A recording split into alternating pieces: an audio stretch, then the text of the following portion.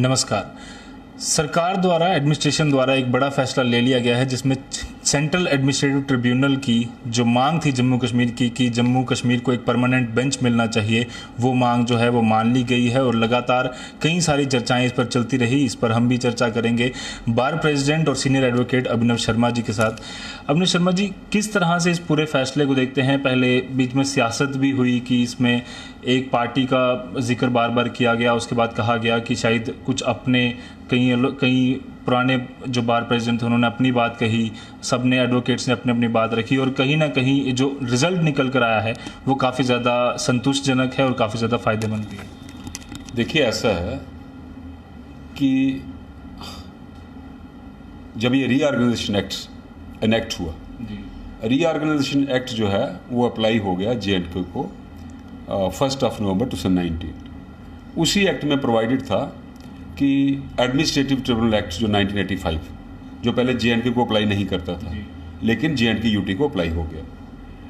जैसे ही administrative tribunal act 1985 apply हुआ तो जो UT एम्प्लॉइज थे JNK के, इनके सर्विस मैटर, सर्विस डिस्प्यूट्स जो थे, उनकी एडजुडिकेशन की ज्यूरिसडिक्शन जो है हाई कोर्ट से हट के ट्रिब्यूनल को कन्फर की गई।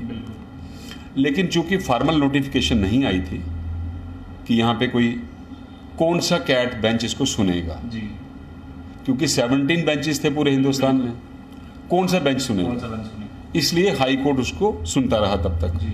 29 अप्रैल 2020 को नोटिफिकेशन आ गया कि JNK UT के एम्प्लॉइज के सर्विस मैटर्स की ज्यूरिसडिक्शन जो है वो कन्फर की गई चंडीगढ़ ट्रिब्यूनल को।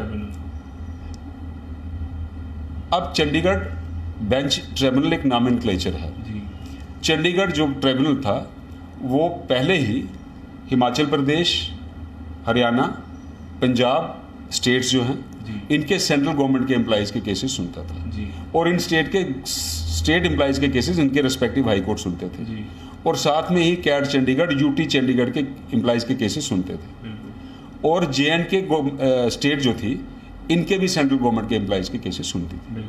अब JNK स्टेट नहीं रही, UT बन गई, UT के सारे एम्प्लॉइज सेंट्रल गवर्नमेंट एम्प्लॉइज बन गए, तो UT JNK के एम्प्लॉइज की ज्यूरिसडिक्शन भी कैट चंडीगढ़ को कन्फर की गई। जैसे ही ये नोटिफिकेशन निकली तो हालांकि इसमें कन्फ्यूजन नहीं था, कैट चंडीगढ़ का एक बेंच या 2 बेंच वहां से जम्मू कश्मीर में भी बिठाए जा सकते थे।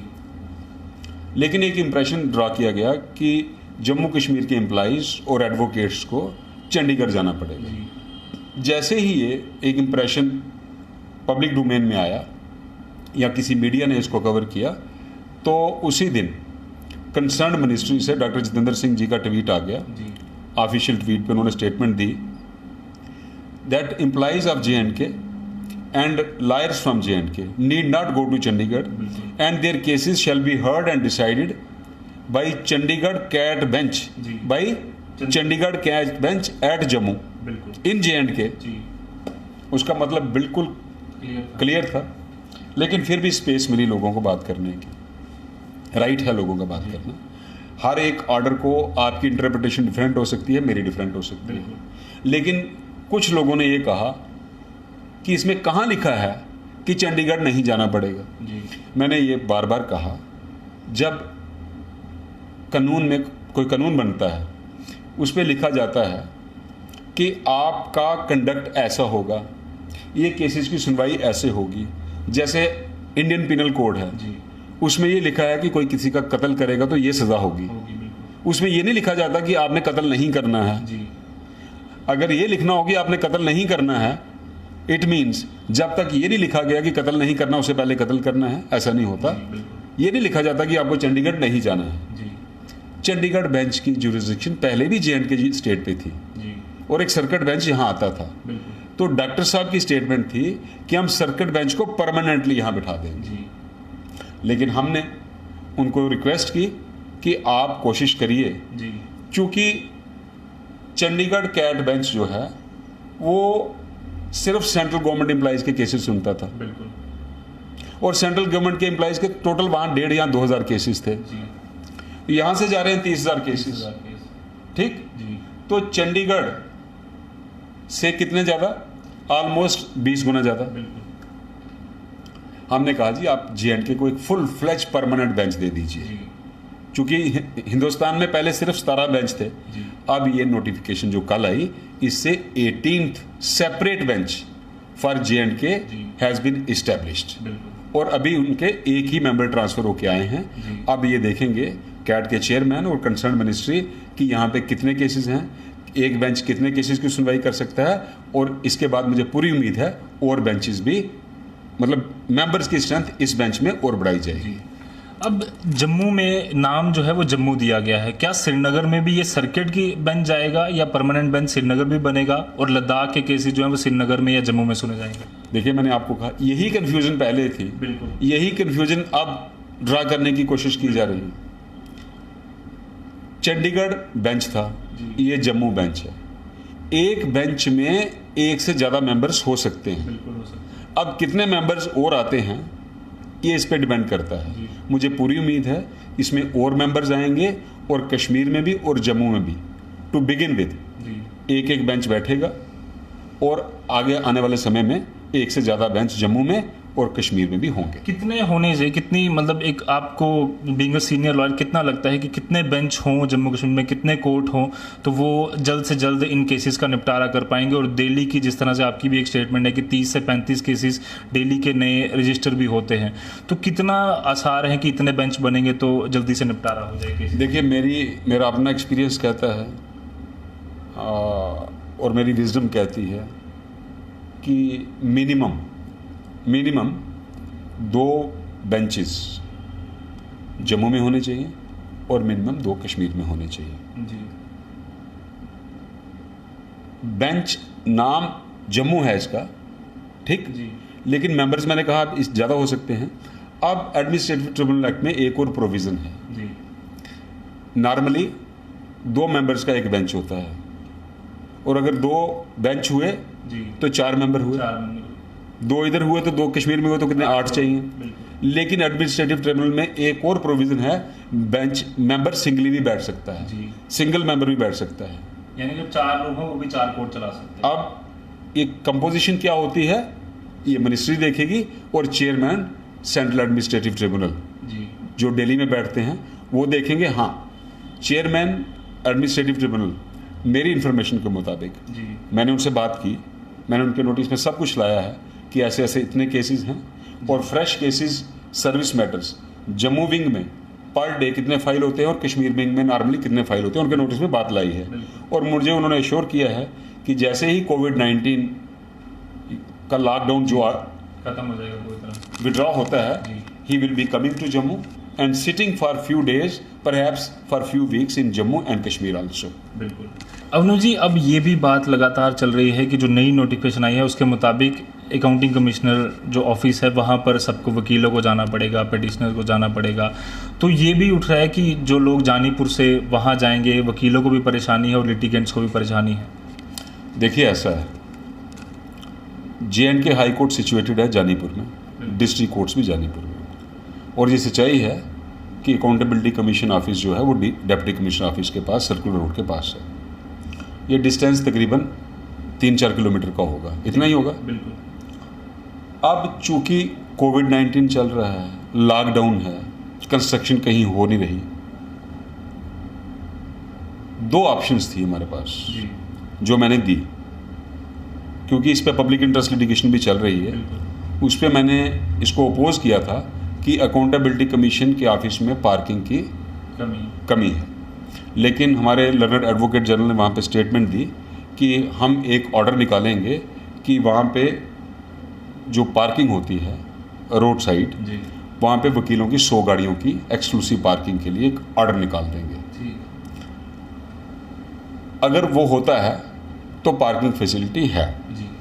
लेकिन मैंने एक और ऑप्शन एक्सप्लोर की थी, जो बिल्डिंग प्रपोज की है, वो है पावर डेवलपमेंट कॉरपोरेशन की बिल्डिंग जो डिस्ट्रिक्ट कोर्ट कॉम्प्लेक्स के साथ है।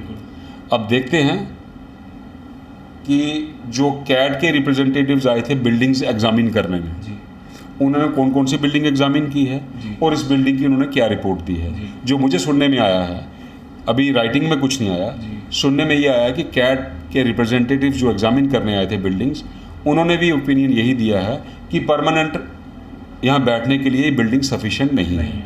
लेकिन to begin with, in view of कोविड-19 and lockdown, let us start from this place, जो मुझे सुनने में आया है। बाकी आज 2:30 बजे उस पब्लिक इंटरेस्ट लिटिगेशन की हेयरिंग है थ्रू वीडियो कॉन्फ्रेंसिंग, उसमें मुझे ब्लैक एंड वाइट में पता चल जाएगा कि क्या उन्होंने स्टैंड लिया है, और यहाँ टेम्परेरी बैठने वाले हैं, परमानेंटली बैठने वाले हैं, या कोई और बिल्डिंग उन्होंने देखी है कि नहीं देखी है। जी, अब मुझे आखिरी सवाल कि कई सारे जो बेंच हैं जो सेंट्रल एडमिनिस्ट्रेटिव ट्रिब्यूनल के, वहाँ पर अभी भी वैकेंसीज़ हैं। अब ये भी कई सारे लोगों को खदशात है कि शायद अब जब 10 या 8 बेंचेस की या 4 बेंचेस की जो मांग जम्मू कश्मीर में की जा रही है, उसको फिल कैसे किया जाएगा? क्योंकि एक तो परेशानी पहले उनको अपॉइंट करने में आती है, कई सारे लोग जब अपॉइंट हो जाते हैं उसके बाद छोड़ भी देते हैं, तो वो एक और परेशानी खड़ी हो जाती है। तो इसको जो एडमिनिस्ट्रेशन है या गवर्नमेंट है वो किस तरह से डील करेगी? देखिए, मेंबर्स 2 तरह के होते हैं, जुडिशियल और एडमिनिस्ट्रेटिव, जी, और वो किस लेवल के होने चाहिए एक्ट में प्रोवाइडेड है। जी, जुडिशियल जिनके पास 10 साल प्रैक्टिस की हो किसी ने एज ए लॉयर, वो भी बन सकता है। जी, जो कोई सेशन जज रहा हो 10 साल, वो भी बन सकता है, या कोई एलिजिबल हो हाई कोर्ट जज बनने के लिए, वो भी बन सकता है।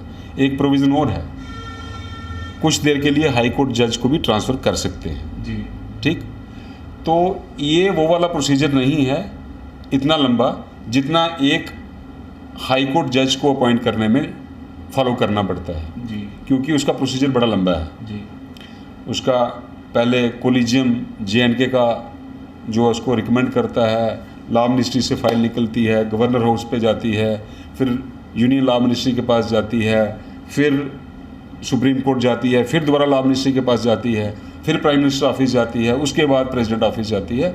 इसमें कई बार 2-2 साल भी लगते हैं, लेकिन इसमें इतना कम्बरसम प्रोसीजर नहीं है, और अगर ज़रूरत पड़े तो मेंबर्स जो हैं 2-3 महीने में आराम से अपॉइंट किए जा सकते हैं, और पूरी तरीके से काम जो है वो फुली फंक्शनल किया जा सकता है।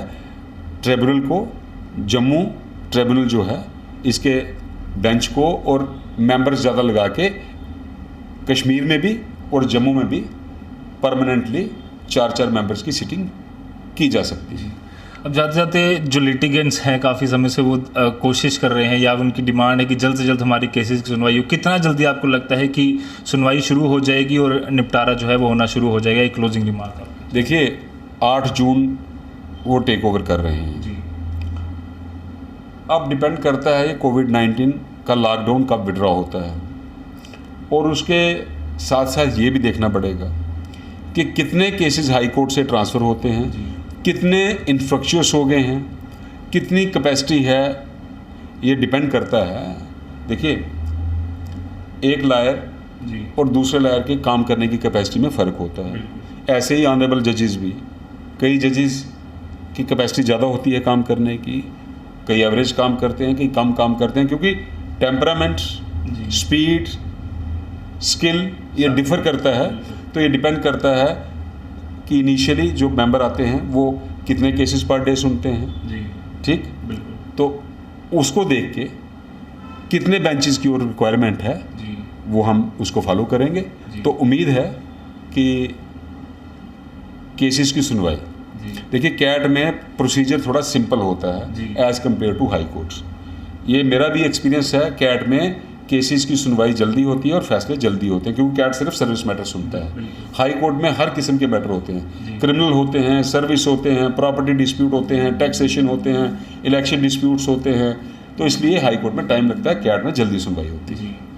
अब यही उम्मीद है कि जितने भी जो केसेस जम्मू कश्मीर में पेंडिंग हैं वो जल्द से जल्द उनका निपटारा हो जाएगा, और काफ़ी समय से जो मांग थी उस पर तो काम हो चुका है। वे फॉरवर्ड यानी कि काफ़ी सारी और चीज़ें हैं जिस पर अभी काम होना बाकी है, और धीरे धीरे कर जिस तरह से अभिनव जी ने कहा कि धीरे धीरे कर सारी चीज़ों पर काम होना शुरू हो जाएगा, और लिटिगेंट्स भी पूरी तरह से सेटिस्फाई होंगे और एडवोकेट्स भी पूरी तरह से सेटिस्फाई होंगे। तो फिलहाल के लिए दीजिए इजाज़त, बाकी खबरों के लिए आप यूँ ही बने रहिए द न्यूज़ नाउ के साथ। धन्यवाद।